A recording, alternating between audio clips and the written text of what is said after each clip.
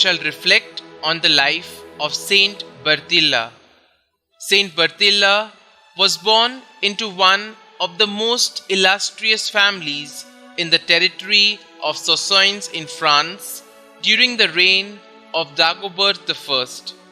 She grew up witnessing the many ills of the world at large, its deceptions and follies, and earnestly sought to renounce it.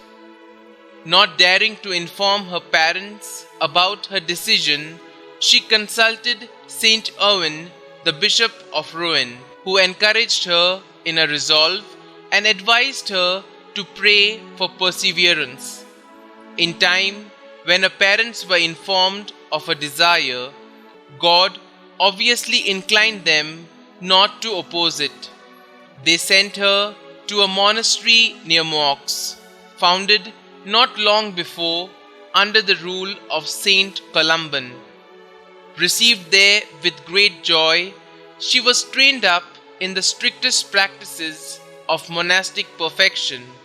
By a humility and perfect submission to all, she seemed everyone's friend in need and acquitted herself with such great charity and edification that she was soon chosen prioress to assist the abbess in her administration.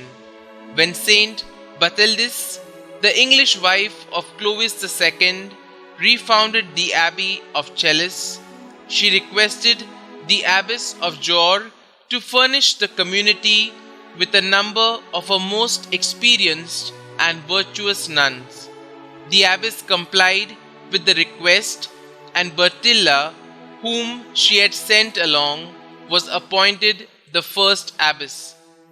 The fame of this saint and her disciplinary acts in this community attracted a number of foreign vocations. It is here that the widowed Queen Bathildis retired, taking the habit from her hands and living a life of humility and submission. But the holy Abbess Bertilla seemed to all the most humble, even among these humble queens. Saint Bertilla governed the community with equal vigor and discretion until the close of her life in 692.